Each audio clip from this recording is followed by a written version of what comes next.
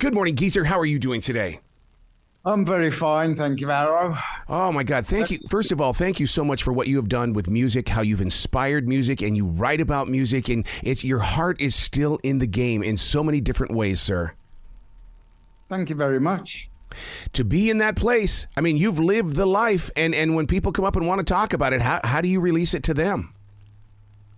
Well, they can read it in my book, Yeah. or it took a long time for me to, because I'm a very private person. I don't, you don't usually socialize very much or anything like that. And it wasn't until the pandemic that I was stuck at home for 12 months with nothing to do. And so I just thought I'd write my memoir and see how it came out.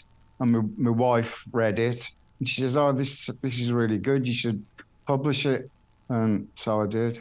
You know, one of the interesting things about that pandemic and that lockdown was that as a broadcaster, it was always my goal to keep reaching toward the artist. In fact, I have an iHeartRadio channel called Play It Forward, and it's all based on talking to musicians afterwards. So to hear you say that, it's like, God, we lived it, because all of us, all creative people, went silent, but we didn't go silent. We just found new levels of creativity. That's right, because right before the pandemic, I was in a band called Deadland Ritual with Matt Sorum from Guns N' Roses, Yeah. Steve Stevens from Billy Idol, and we just sort of got together, jammed around, and we actually came out with an album's worth of material, and we had 12 songs written, and we said, let's go and make an album. And right before we were going to go and record the album, the pandemic hit, all the studios closed down, and that was it. Yeah. So I was like left up in the air, and that's when I decided to write this memoir. The book we're talking about is Into the Void. To write about your childhood, did you envision your inner child sitting right there beside you? Because I have to answer to that little monkey all the time, because he's still in control of my creativity.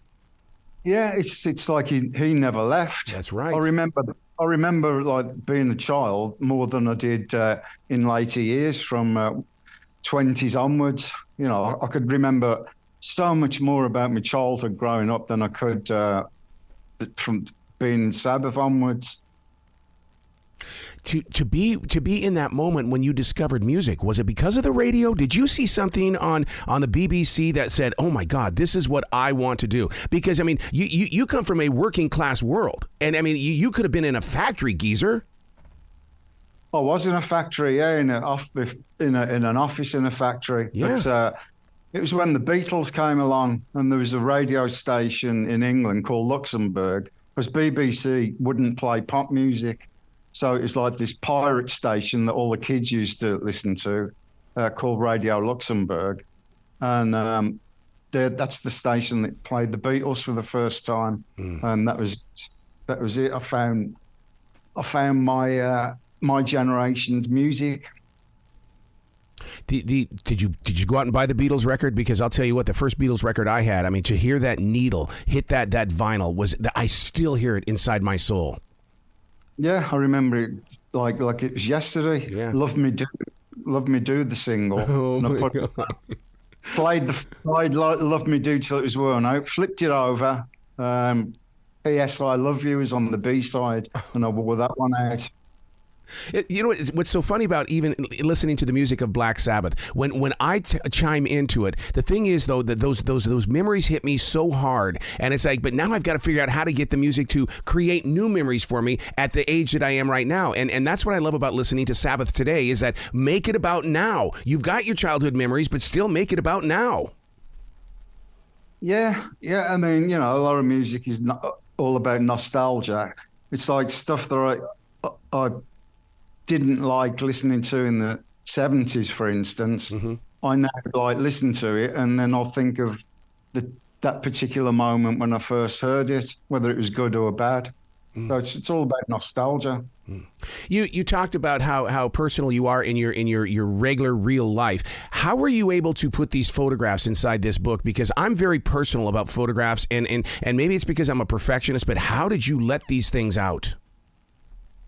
I think it's because there's so many things that people have already seen, and it's like delving into your own private photos. I mean, there was hundreds of them and probably thousands of them, but I sort of picked each one to reflect part of chapters in the book. So that's the way I did it. Did you know that we Americans over here, that as you guys were giving birth to our sound, that we were in our garages and in our living rooms playing your music on our own guitars? Because I'll never forget that moment where I met other guitarists because of Black Sabbath, because we all knew the music. Yeah, I think because I mean, things like Iron Man, quite simple riffs. Yeah. To learn. You know, they're not simple to come up with or write, but the simple to learn. And in fact, my granddaughter's first song that she learnt on guitar was Iron Man. See, that's what it's all about to me. That's the stuff that I just want to keep forever and just write about it. Yeah, it's like full circle. Now, in putting the book together, did you create some sort of music soundtrack? Because as a writer, I always hear music. What went through your mind as those words unfolded? No, just like I had to remember what the songs were about. Yes. Some of the songs were picked out, and it's just like some particular songs that could have been either misinterpreted or was hard to explain what it was about, such as National Acrobat was about babies that are never born, and you know, what if? Yeah. Why are some people born and some others aren't?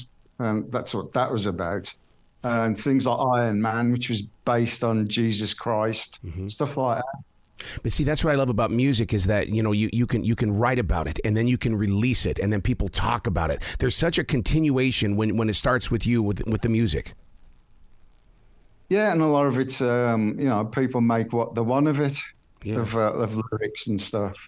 Wow. Well, Geezer, once again, I can't thank you enough for this book because I am a music fanatic when it comes to books, and this is just a beautiful part of the journey forward.